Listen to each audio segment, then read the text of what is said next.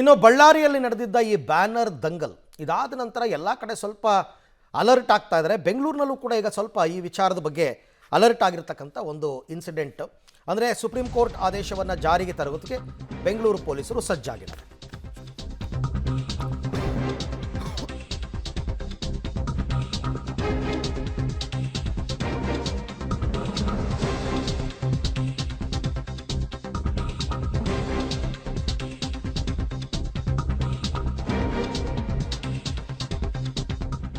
So ಈ banner ವಿಚಾರವಾಗಿ supreme court ಆದೇಶವನ್ನು ಜಾರಿಗೆ ತರೋದಕ್ಕೆ ಬೆಂಗಳೂರು ಪೊಲೀಸರು ಸಜ್ಜಾಗಿದ್ದಾರೆ. ಬೆಂಗಳೂರಿನಲ್ಲಿ ಬ್ಯಾನರ್ ಎಲ್ಲೆಂದರಲ್ಲಿ ಹಾಕ್ತಾ ಇರುವವರ ಮೇಲೆ ಪ್ರತಿನಿತ್ಯ ಕೇಸ್ ಬೀಳ್ತಾ ಇದೆ.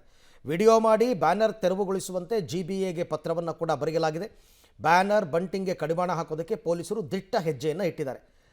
ಬಳ್ಳಾರಿ ಶಿಡ್ಲಘಟ್ಟ ಬ್ಯಾನರ್ ಗಲಾಟೆ ನಂತರ ಈಗ ಪೊಲೀಸರು ಎಚ್ಚೆತ್ತುಕೊಂಡಿರೋದು.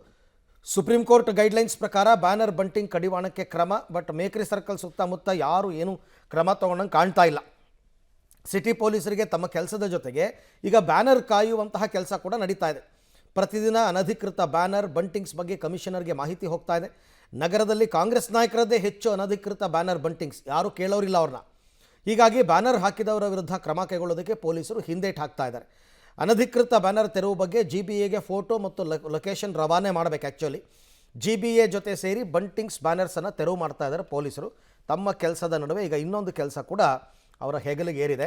ಹಾಗಾಗಿ ಈ ಅರಮನೆ ಮೈದಾನದಲ್ಲಿ ಏನೇ ಕಾರ್ಯಕ್ರಮ ನಡೆದರೂ ಕೂಡ ನಿಮಗೆ ಹೆಬ್ಬಾಳ ರೋಡಲ್ಲಿ ST ಮಾಲಿಂದ ಹಿಡಿದು ಮೇಕ್ರಿ ಸರ್ಕಲ್ ತನಕನೂ ಉದ್ದಕ್ಕೂ ಈ ಬ್ಯಾನರ್ಗಳು ಹಾಕ್ತಾರೆ, ಕಟೌಟ್ಗಳನ್ನ ಹಾಕ್ತಾರೆ.